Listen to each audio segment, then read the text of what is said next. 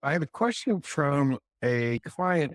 He said, well, they'd be worried about the sewer. Can you put it as a contingency? But the problem is, if they didn't do the sewer, how do you know what's going on underneath?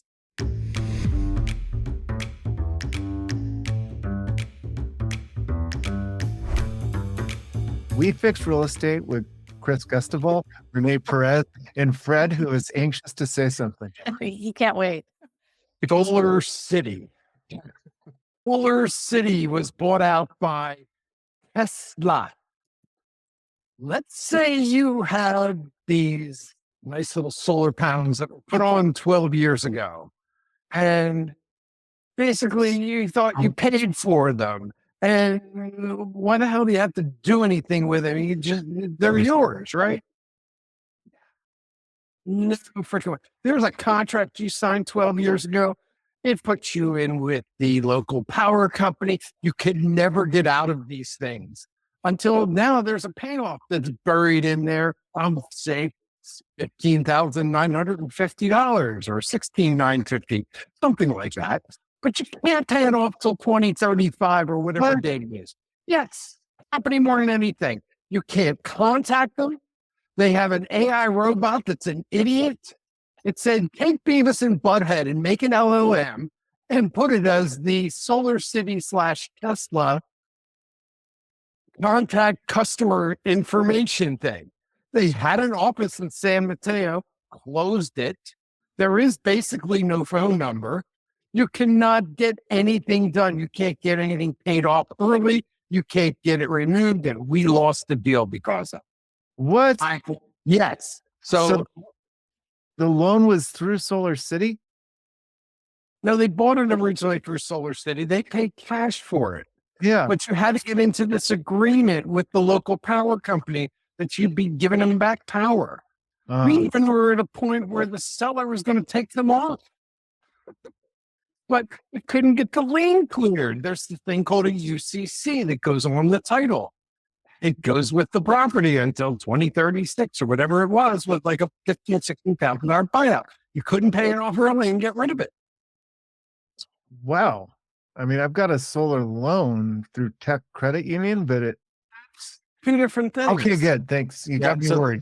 And that's the big thing when you're buying solar.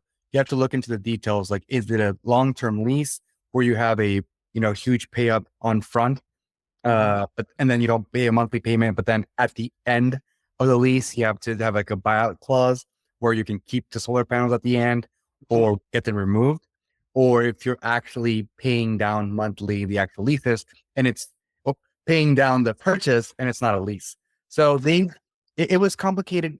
What overcomplicates this the most is that it's a company that was bought by Elon Musk, and they've just kind of let it die. I mean, if you look into the conspiracy of Solar City, it was partially owned by either one of Elon's brothers, and Elon Musk just wanted to buy it out, and he overpaid it. So Elon Musk was sued for overpaying for a company that didn't make sense to purchase. So even though like Tesla has like their solar stuff still going on, a lot of like the old leases that were through Solar City, those have kind of just been ignored. And if you look through Reddit and sorts, they say like, oh yeah, I tried to cancel and they just won't respond. So they're just in my roof and I don't know what to do with them. There's a couple of Reddit posts like that. But the problem is, what happens is that these leases don't make sense, right? It's like when you buy a car and you're leasing it for 2 years, it's kind of simple. You can take it to a dealership and that's it, right? But with the solar panels, they're in your roof and nobody's going to work for free. So if the lease is over, someone has to go there, replace and remove them. We have the cost right now where it costs around $4,500 to get them removed. So even though, at the end of the lease, the companies would or should go pick them up, the reality is that it's a 20, 30-year lease. At the time frame, the technology is far superior. So the company is not going to want to take the equipment, right? So it's a leading loss. So they're just hoping that people say like, hey, you know what? We'll just keep them here. We've been living here for a long time and they work just fine. So yeah, we'll buy you out and keep the solar panels. but it doesn't make sense. And I think that is a partial fault of so many credits from the subsidies from the California, from the federal government, where like there's no incentive to keep them because you can just get new ones and it's cheaper, right? Oh yeah, So- solar's dirt cheap now. Yep. Yeah, we've got the opposite problem. Our solar company went out of business, and now I don't know how to get it serviced. This is pretty much this is the same thing. Yeah. We have a loan, so I mean, I'm paying another company, but no one wants to service the okay. warranty. Okay, well, is your loan really any good? Because it's like a constructive eviction. And constructive eviction means like you're a tenant and the landlord just won't fix the plumbing. You don't have water for, it's 10 days. He's basically telling you, get out. Yeah, He's giving you the freebie. So now you go back to your loan company and say, hey, you partnered up with guys who are gone. no, I mean, so what do I can't get any service from it. So the value of this thing that you helped facilitate is now bupkis. Okay, now we're going to get into something big, kid. So this will make sense to you. I hope so. Okay. A guy bought a piece of real estate and the bank lent him money. Mhm. And then he found out that the thing was completely polluted and it was just worthless, the land. So the bank sued him to get, foreclosed on him. He sued the bank, said, wait a second, you should never have given me the money. I didn't know this was going to be a problem. You should have done your due diligence. And that's what created the phase one environmental studies. When you're buying a commercial property that the bank is lending on, every single one of them will want that phase one.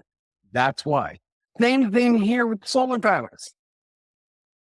In a twisted way, but it's a possibility. And boy, we need a lawyer on the show. Somebody does class action suits against big companies, because this is a fun one today, kids. The takeaway, Drew, is maybe with your loan, if you can get them serviced, that means that the solar panels are worth less. So you shouldn't be paying the full amount. Well, no, Right. there's a list of contractors out there, but it's like buying a car. I mean, if you buy a car, 5 years later, the car dealership went out of business, you still have to pay that car loan. I mean, I bought the panels, I bought all the technology. But if it was the company that guaranteed the service of fixing them and they went out of business, There was that's not the case. There's no guarantee. So the So company, you're just going to get an outside guy to fix it. I mean, the company sold me a solar controller, and if the solar controller goes wrong, then the company that built the solar controller is the one that's going to honor the warranty. Basically, it's just the contractor went out of business. Okay, I didn't realize that. SunPower went out of business and Now you just the guy that panels, but I basically just bought a bunch of panels and hired them to install it. there you go. A whole different thing. For those still listening, this has been a very interesting start to the show. Solar panels. interesting. Share your stories down below.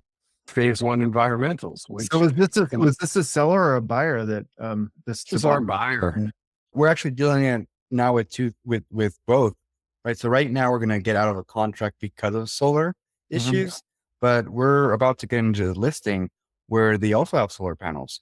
So we need to verify and have a plan as to like how we're going to make sure that before closing. And this is the other part, right? Like when you hire a listing agent and you tell them the list of what your house has, as soon as you mention solar panels, a good real estate broker, a good real estate agent will know like, hey, let's prepare the house for sale.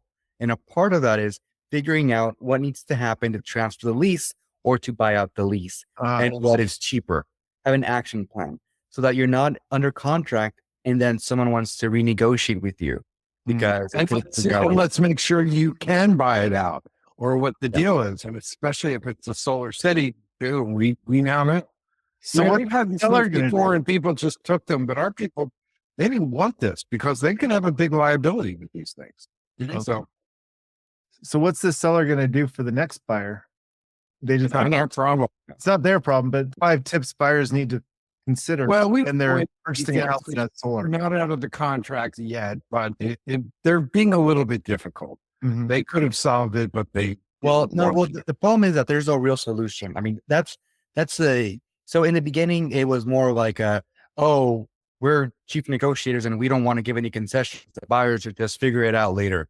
But now that they realize that we're going to get out of the contract, I mean, they've tried to contact Tesla to figure out, what are the options. And problem is that Tesla's not responding. So that's the main issue. The only thing we can go by is what's on the contract. And it's $15,000 to escape the contract. Yeah, I mean, the real solution that I came out with is the seller is under the assumption that they paid off the solar panels. So I said, look, have a lawyer write up a contract saying we have fully paid off solar if and in the event that Tesla comes back and says that you owe the solar panels, us as a former owners will come up and pay off Tesla for the damage performed and Right. Put that money in escrow because who knows where the seller is going to be. Secondarily, having the sellers before the new owners get the house, get rid of the solar panels, right? Now, in theory, you could actually, there's a good business idea. In theory, you can have someone keep the solar panels until that date from 10 years from now. And then when Tesla is like, hey, where are my solar panels? You as a, we store pay for the maintenance now instead of later. Yep. Off. So charge 10 grand and we'll store them. But yeah, the problem is you still have this thing called a UCC that's attached to the title. And you have to get someone from Tesla or whatever to sign off to remove the lien. They're the only ones who can do it. Wow. They're basically screwing everybody. And some of these mortgage companies even look at it as a lien that would be ahead of theirs. But it's a freaking mess. Right now, the point, like the seller has not paid Tesla. So they bought the house back in like 2018 or something. And they just bought it as is. They were like, oh, okay, well, we're not paying anything. We just own it. Right. You know what? The real estate agent didn't read the contract. Let them know what they're getting into. What about the guess who was probably their real estate agent? We're not naming names, companies. Might have been the listing agent, the current listing agent. Now there's pie in his face. Give me five things buyers should consider when they're purchasing a house that has solar. Well, it's just, I think it's just a big, giant thing. It's a big one thing, just solar. Get me all the freaking details. Figure out if the solar is owned or leased. The contract, give me everything, throw it into AI, send it to a lawyer, whatever you do with it. So here's what you do if you are buying a property and there's solar. Try to verify what company it is. Find out if it's a lease. You can get that off the title report, by the way. Title report, because there's a lien. You would check for the lien. Yeah. Yes. Check the title report to verify the solar.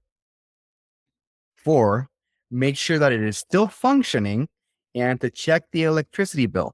Request the bills. And the 5th one is if it's not an actual purchase and it's a lease, have the former sellers buy it out. So that's your the list of 5 things to do if you're buying solar. You're buying a house with solar. Chris, what's your favorite solar story? We don't have much solar up here in Seattle, so. Yeah, I was wondering about that. I mean, there's got to be some solar. Well, no, there is, but not like California. I mean, I don't look out my window and see in 10 roofs, not one solar panel. So a state law that says any new construction must have solar. No. Agreed. Yeah. Right. So, I mean, they have them, but it's very few. There's like not one house on the block that doesn't have solar. Yeah. The guys that door knock have done a good job. I mean, everybody has solar down here. No, I mean, it's cost efficient. I mean, if you're getting the rebates and the incentives, might as well get it done. I mean, the big issue with solar in the past was that there was no way to storage, but now you can purchase them with the power banks, right? So you can actually store the energy. So it makes more sense now. So it's in theory, it's what you want to have, right? I mean, that's why new construction, you have solar. I mean, actually, one thing that I probably should have added in the list is how many panels do they have, right? And I forget the term for this, and probably should have a list in front of me. But there's 2 ways that the panels work and function. One of them is The converters are like if one panel breaks, the other ones are still functioning, or the other system is where if one panel's not working, the rest stop working. So verify, what type of converters the panels have. I think that would be in series or in parallel. Yeah, I think there's a specific term for that, but that might be it. Yeah. And I've also been told by people, this sounds like one of those typical beginning of a video on TikTok. I've been told by people that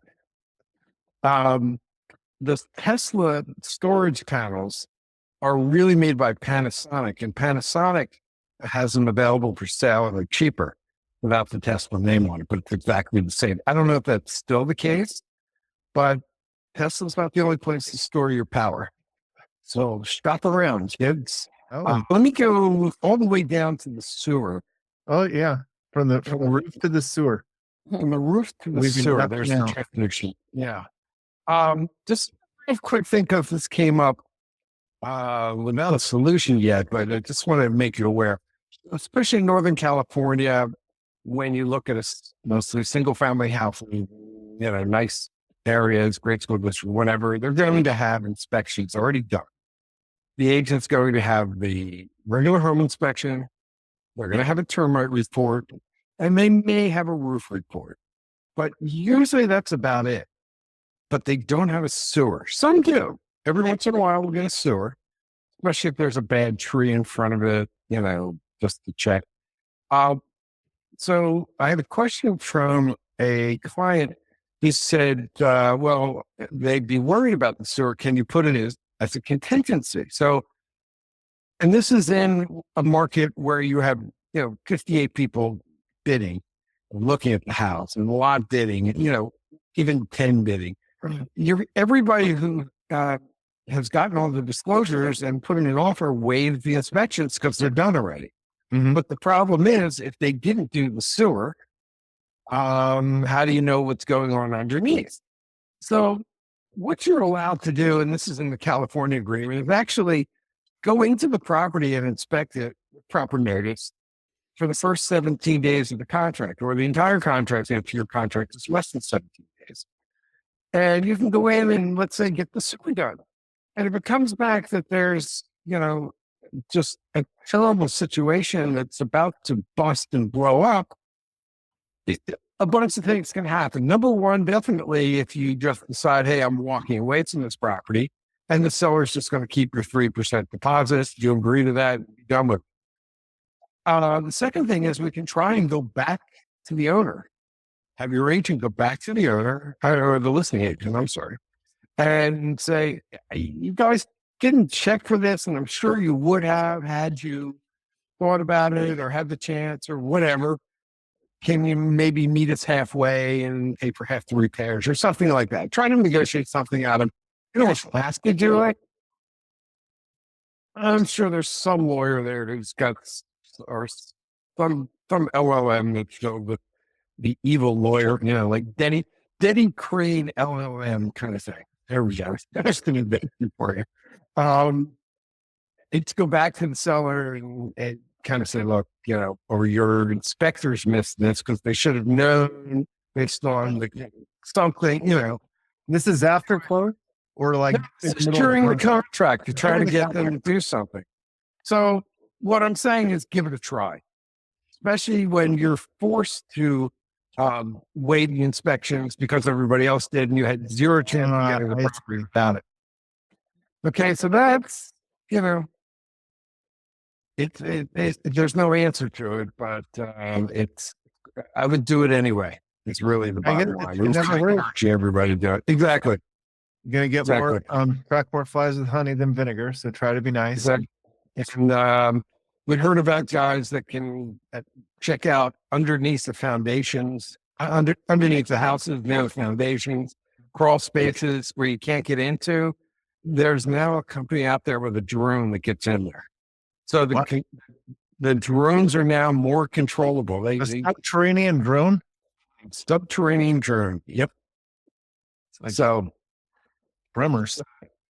Well, the software is getting better and better and better. You can control them.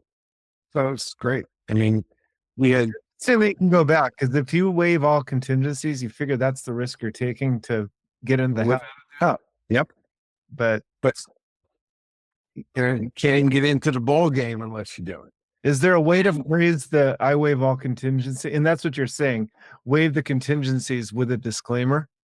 Like No, sort of you sort of got to waive- waive them. You got to waive them, and just under a different section of the contract that allows you to just go in and do inspections.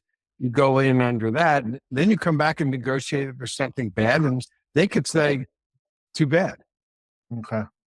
or Yeah. you know, I mean, the real way to do it, and I know it's more expensive to do so, but if you're a particular buyer that knows exactly what they like and what they want, you know that there's not a lot of properties on the market. So what you do is, as soon as the house goes on the market, first day, you coordinate seeing the place and getting it inspected at the same time. That's the only real solution where you're going to be protected. It's more expensive for you, but it's really the only way to actually win a competitive bid. and So be you're protected. walking, you're touring the houses with your inspector. You Yes. just- You just bring, yeah. yeah, you have to check this with the listing agent, but that's the way to do it. Or if you have a friend or somebody or contractor who you know really knows what they're doing, hire them for a couple hours. You know, don't dance and do it for free. Hey, look, I'll pay for your time. Come out, take a look at the property. Let me know it's just not falling apart. Mhm. I'm going to move in tomorrow and it's going to collapse. You know, there's going to be little stuff. There's, 10 grand of little, this valve and this and that. That's Yeah, you will give be. you some peace of mind. I mean, probably can't really inspect a sewer during an open house, but it is an open house. Yeah. So what the feedback that I've gotten from agents is sometimes they're like, hey, maybe not during the open house, but hey, look, let's schedule some time, during the week or after the open house or before the open house, and you can bring your inspector in.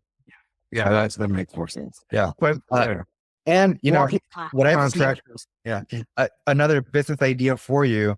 What I have seen is other open house guests having the same questions about the inspection, and then two buyers getting together and saying like, hey, we both want to get an inspector, and then you split the costs.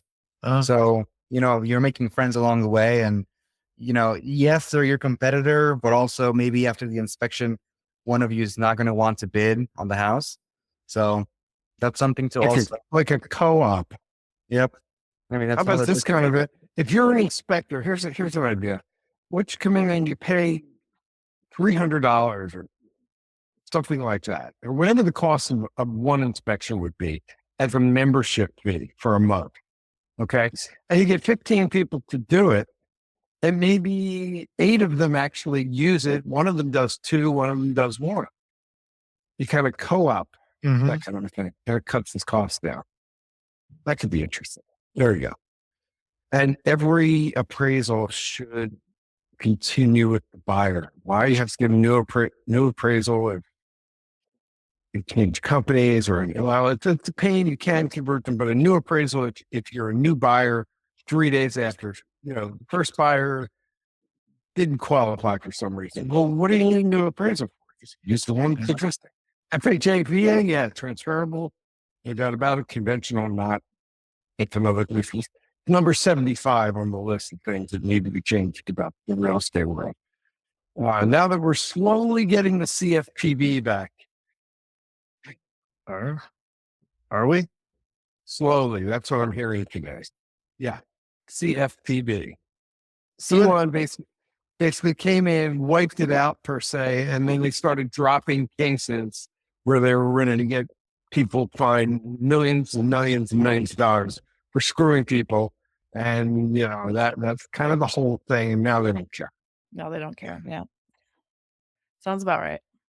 How Yeah. common are waiving inspections up in the Seattle area? I mean, I know in Silicon Valley, everyone does it left and right. I feel like most of the listings have an inspection. So, Yeah, they're starting to get more.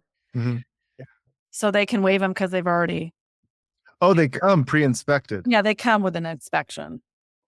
So unless we just had one that we sold, but it was like almost a year old. So they did another one. Is it almost like that certified resold vehicles? Like it's already been inspected. It's clear to Yeah. go. And they show us the report too, right? Yeah. You know, like we have About here's what we paper? do on our listing. We're getting the inspection done. We got one coming up in, what's the name of it? Arcadia. I couldn't think of it. It's right near Altadena. So I assume we're going to get somebody who was hit by the fire to buy the house. Anyway, we got the inspection done. And so now these sellers are great. They want everything perfect. So what we're going to do is we're going to take the inspection. We're going to show the things that are wrong. And we're going to show, we're going to mark them repaired, give everybody the invoices for the repairs. And it's going to be clean and all done. They're tenting the house. They're getting the little termite damage cleared up, getting rid of all the little critters. It's going to be nice, clean, ready to go. Gosh, it's such a pleasure in Northern California. In SoCal, it's like, you sign a contract. They don't even give you disclosures. You got no idea. It's just In Southern California, they're like that? in Southern California. They've been doing it this way for years. And then not only do you then pay for your inspection, you then get the disclosures. And if you don't like the disclosures, you get out of the deal. But the old school method, they didn't take about giving you a head because we're the sellers, we're tough guys. No, but it's like you're renegotiating. Somebody would come in with a lower price had they known that the neighbor's dog barks 24/7. Things like that in the SPQ and TDS that you get. It's just a dumb way of doing business. It just really is. But these agents won't change it because that's all they know. But we love it when, Northern California closing in 15 days, everything's done, clean. Most deals are just peachy. It's a pleasure. Here it's a war. Crazy. Don't get me started on the Southern California escrow companies that hired. Anyway, If you're on a roll, you might as well just lay it. No, I'm saving that one up. Okay. I've spoken about it before. So, what else? Oh, Chris is in the middle. Chris and I are working with interesting repairs that take forever because they didn't do inspections ahead of time and sewers. How did they go to sewer in this house up in Burien? Do I pronounce that right again? Yeah, Burien. That's right. Very Burien. Right on the water. Very cool. We did the sewer inspection and found out basically the thing was completely whacked. And then Maybe really bad. bottom, it's the bottom of a driveway. What's that? Was it an old terracotta sewer or what kind of sewer was it? I don't know. I don't I know, mean, but when we're was gonna that have- house built? In the 70s? Yeah, it's really like 70s beach housey, like folk rock.